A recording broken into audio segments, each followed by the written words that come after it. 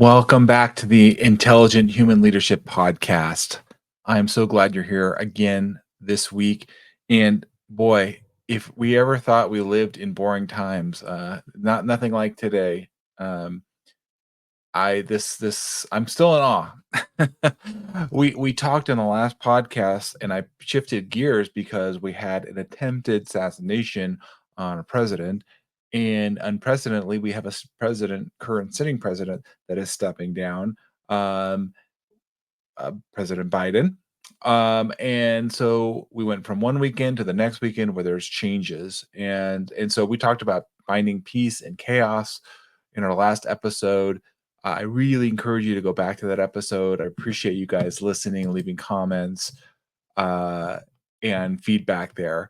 And so I wanted to take a moment here because what we're seeing in unprecedented times right now, um, is how do you show up as the most intelligent leader? That was what we're here about on the Intelligent Human Leadership Podcast. How do we get you in that place? And I'm going to dive into it today because whether you are for President Trump in his reelection campaign or you are for the apparent heir that would be taking and running up against Donald Trump, Vice President Harris, doesn't really matter, honestly, where you are in the political spectrum as far as I'm concerned. In the purpose of this episode, the purpose of this episode is to target you and understand how do you build consensus? How do you galvanize a team with a unified purpose? Now, you have whenever there's shifts in leadership, there's always a challenge there.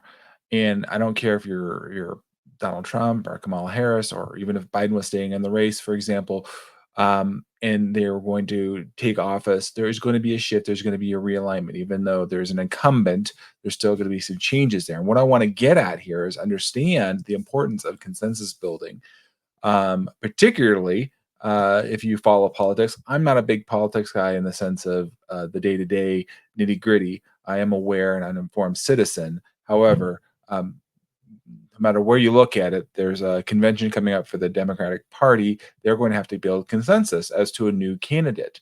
It's not a foregone conclusion that Vice President Harris is going to be that person. It's maybe presumptive, but not confirmed at this point. And there's going to have to be consensus. There's going to be voting, and there's going to be a decision made. Now, this is on a large scale, a national scale. You know, we're talking. I'm giving you just a high level perspective here, but the point is, you have to build consensus on a daily basis with your team and those that you're working with.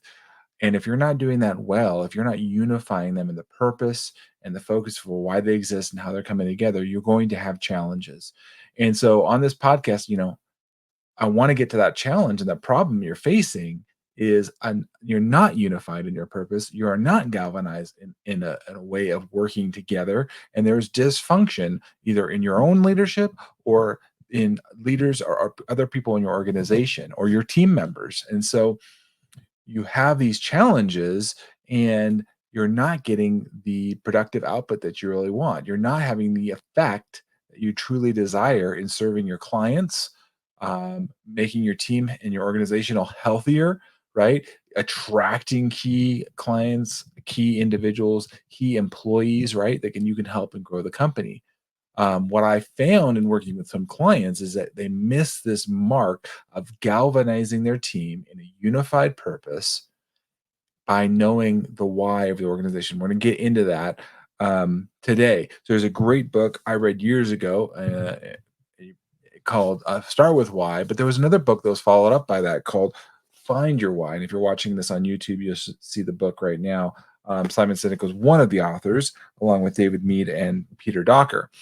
And I went through this with a previous organization I was with, and it was really an excellent resource that I'll highlight a bit here on the podcast about finding and discovering your purpose for you and your team. Now, number one, we're all talking about you first. You cannot help your team if you don't understand you and your personal why. So that is huge. I've given you guys some tools in the past about the five voices, a little bit about powerналity. And this is where I help you as the individual. We do this one on one coaching through Steward Your Business. where we can get deeper in that. But today, I want to at least start to open up this understanding for you on consensus building. This is even a vocabulary you use or something you consider, right? How do we build consensus? Particularly, I'm going to focus in the AEC industry. That's my background: architecture, engineering, environmental consulting, construction, if you will. And it's very challenging because you've got lots of people with different objectives, different values, different missions. So we have to figure out, how do we unify them?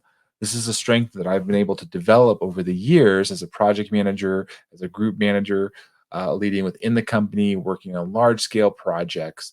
But it's really important that we develop a consensus and understanding why. What are we trying to accomplish here? What are we trying to achieve here? What's the greater mission, right? And I'll give you an example that I had years ago. I worked on a huge project with Southern California Edison called the Tehachapi Renewable Transmission Line Project, or TRTP, long name. But it was a huge project, 170 odd miles across multiple counties here in Southern California, to strengthen the infrastructure for power distribution, within and transmission, really, within Southern California. Here's the thing, though: there's so many people and initiatives, and so we had to be really clear about what we're trying to achieve here. And I was just a part of a team on the biological resources, natural resources, working on a lot of things there. And so, how do we support the team? How do we get this done? It was a lot of effort, a lot of focus, and a lot of meetings, communication, intentionality. And so it was regular. Here's something I want to really encourage you to take home. Things are either being built up or they're breaking down. There's no neutral. And so when you're consensus building, you're continually building, continually, reaching out, and you're working together on different voices. One of the tools we talk about is literally called Build a Bridge in the Giant Tools, where we understand the future oriented voices and the present oriented voices, and we build a bridge to help them communicate with each other. That's a way of consensus building. So if you're not actively doing that as a leader, you are creating a space for consensus building around your why, your purpose, what's your mission, where you headed.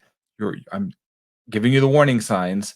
You're going to have challenges externally and internally. Externally, because you're going to have people asking for certain things. And if your team's not clear on that, they're going to be divided in the way that they're reaching out and solving those challenges externally. Internally, you're going to have division within your folks too, battling with each other because they're competing for resources or competing maybe with other divisions or competing with other people within the company to get things done. And so they're not working well because they're having competing visions or directives or edicts, if you will. So again, you have to understand where you are in the organization, and then how do you build consensus at all levels. It starts, all the way down. So if you're not coordinating, this is another thing I found early on in my career. I worked for a very large firm, a large engineering firm. And this firm was so big, unfortunately, they got siloed. And so the consensus building wasn't there, meaning they kind of like, well, I'm going to go after this project or this proposal. And actually, at some points, they actually had within the same company divisions competing each other. They didn't even talk with each other, going after a same proposal or opportunity. That's how disconnected they were. They would not come together to consensus of how we're going to get this done, how are we going to pursue this, how are we going to divide up resources. And so it became very embarrassing, quite honestly, when you say, hey, we're a big company and we're kind of competing against ourselves in different well, let's say profit sharing units or different areas within the region or company. And so if you're not being aware of this, you're really setting yourself up for failure. You're setting yourself up uh, to be undermined in your effectiveness. And we don't want to do that. We want you to be that most intelligent human leader. And so, how can we get around that? Knowing we want to build consensus and we want to get people behind us, we want to make sure that we're moving toward our goal, our objective.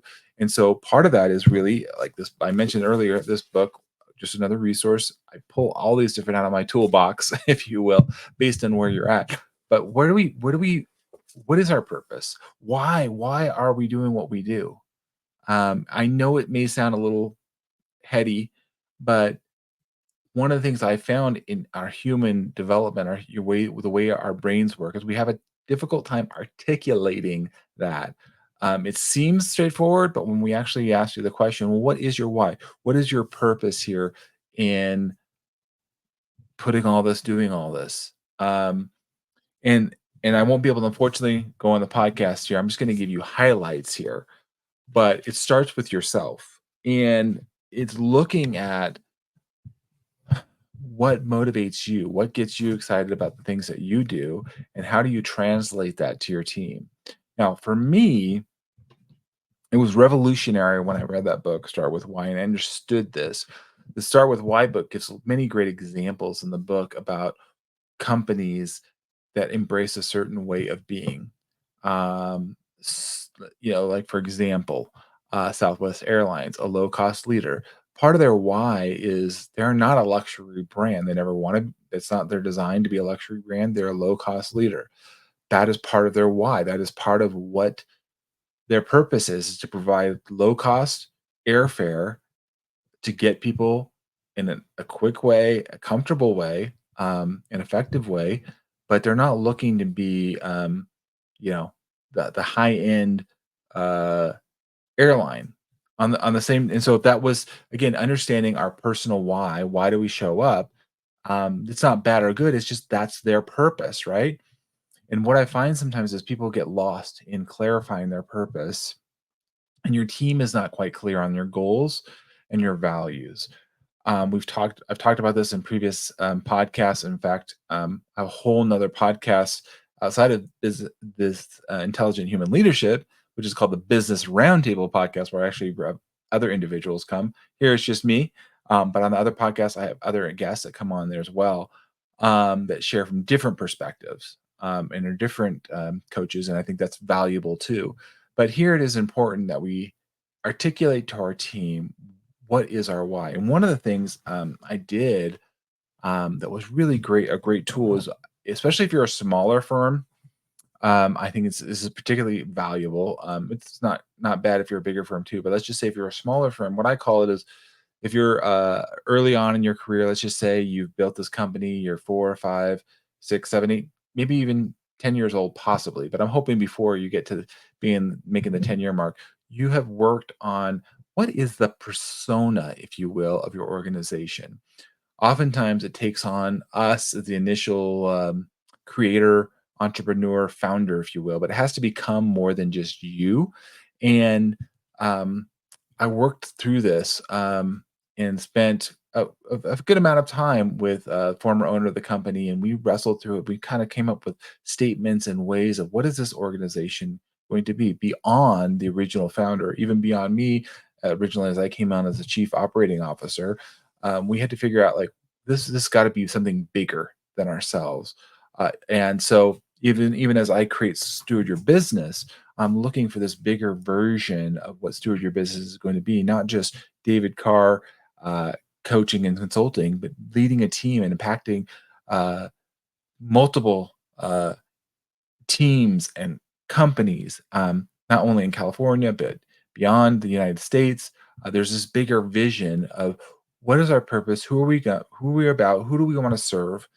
Um, and developing that. And so, I definitely highly recommend the Find Your Why book. It's a very simple book that you can look at and look it up, and you can certainly do this on your own. But I will tell you, uh, when you hire a coach or a consultant like myself, who's done this with other clients, done this myself, it'll go faster.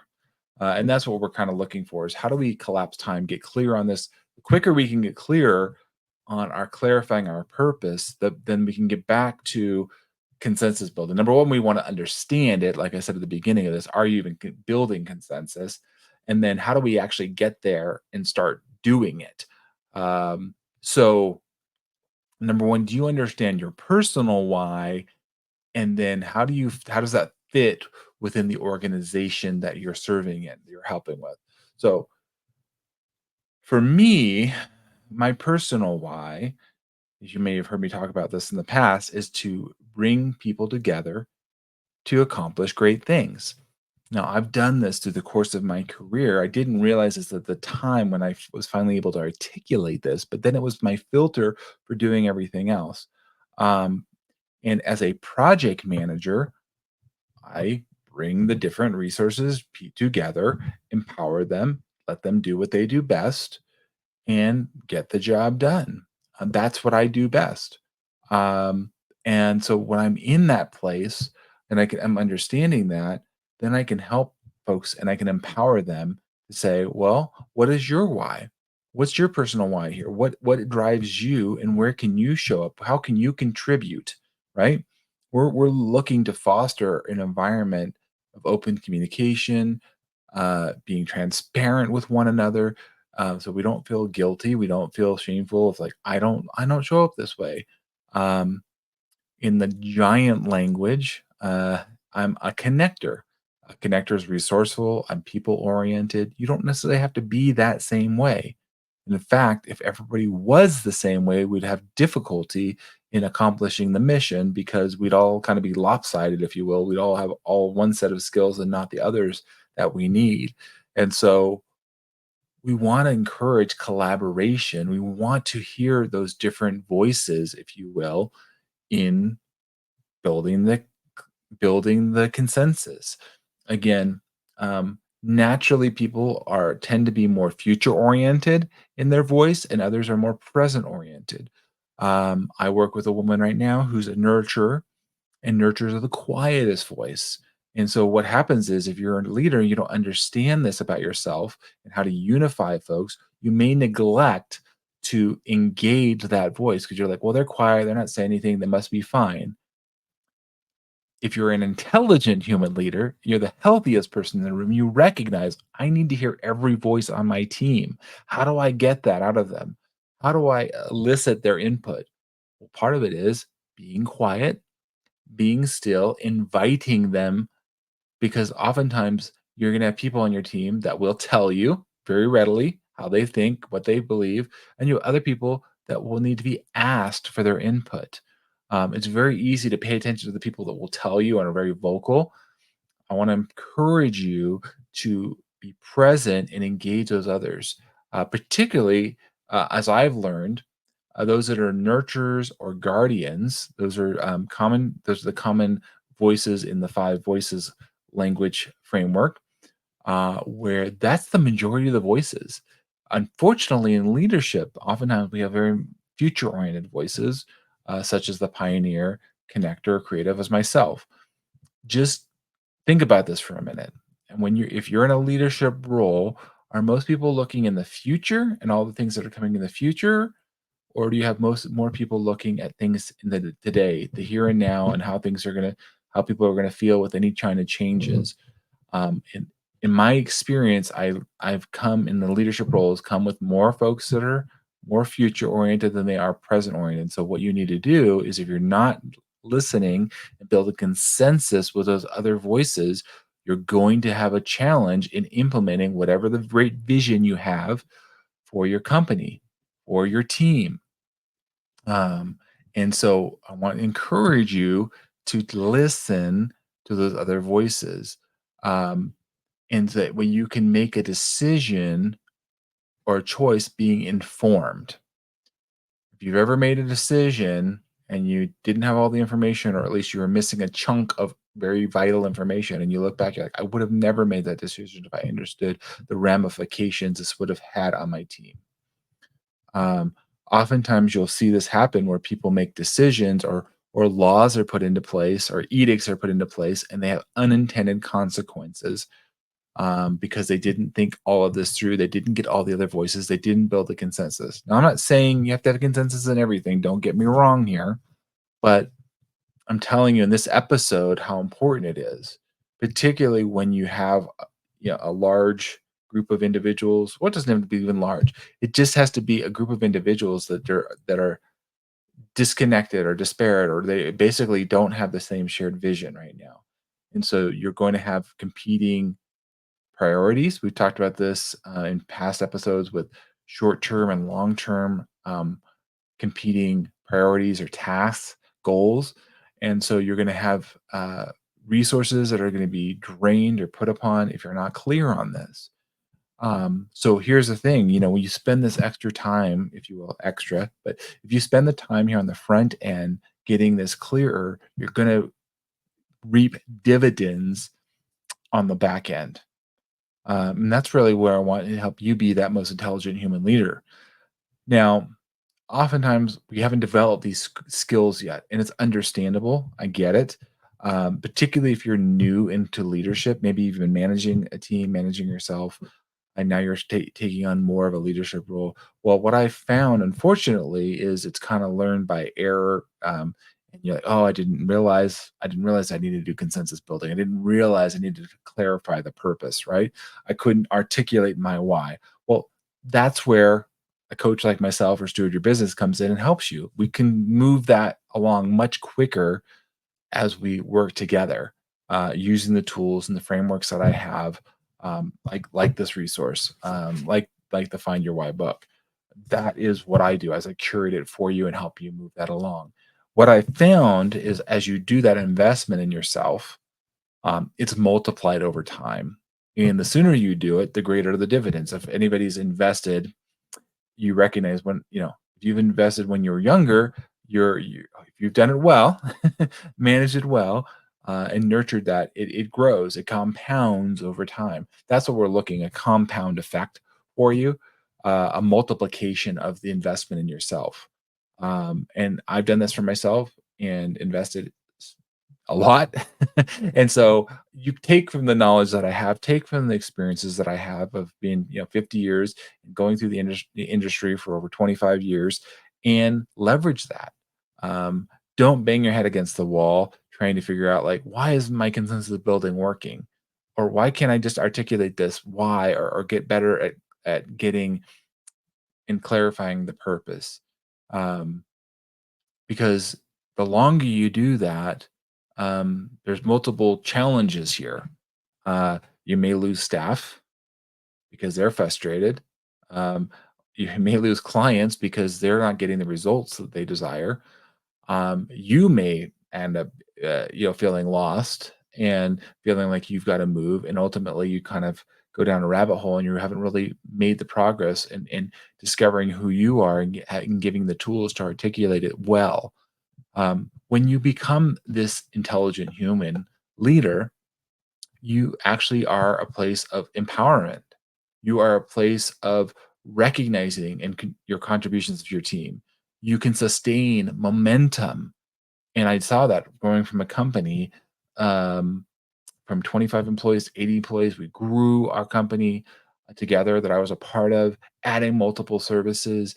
Uh, and exponentially growing our revenue. And so that's where I want to help you. Um, I'm just scratching the surface here on this. I know there's so much more to go for in finding your why, discovering this together.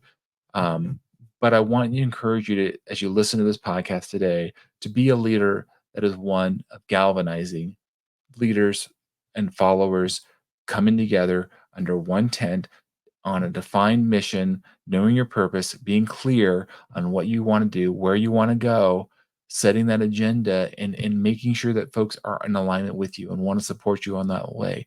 Um, I don't want you to be with a leader saying, you need to step down. You're not really fit. You don't have the right mix of what we need, and a vote of no confidence, if you will. Um, and we don't want that for you. I want you coming from a place of power and certainty, a place of confidence in leading yourself well and leading others. And that's why I'm here on the Intelligent Human Leadership Podcast. If you found this information today helpful and encouraging you to be that intelligent human leader, to galvanize your team in purpose with understanding a clear why of what is our mission, what are we trying to accomplish here, I encourage you to leave a review, comment, give me your feedback. What has been impactful for you? Leave a 5-star review because that really helps me reach more folks. Um, and share this with others. Share this with others that that may be challenged and say, you know what, I heard this podcast today that I feel like could really help you. It helped me open up my eyes to how I could be a better leader, how I could be more intentional and galvanizing and bringing together the team to reach our goals, to get to that next peak, and to do it in a unified fashion, where you're not leaving behind casualties along the way, but you're bringing them on. In fact, not only bringing them on, you're finding others that want to join your cause and to see the greater vision, the greater mission that you're on. um, I appreciate you guys taking the time and continuing to come back week after week. I'll be diving deeper into this topic as we go forward into the year, especially as we're going into the election year. There's going to be lots of challenges and changes. I'm sure we're all going to be seeing this, but it's a great look at, those that are healthy and positive leaders that are galvanizing and pointing a picture and painting a path that of possibility through the challenges, through the pits, and that you might find in. So, if you find yourself in a pit, you find yourself in a challenge, here's a hand out through Steward Your Business. I can help you, and I would love to connect with you. You're not alone. Continue to come back knowing that this is a place for you to learn, to share, and to be a part of a greater community. Appreciate you guys listening to me here on the Intelligent Human Leadership. And until next time, take good care and keep fighting the good fight. Thanks, everybody. Have a great night.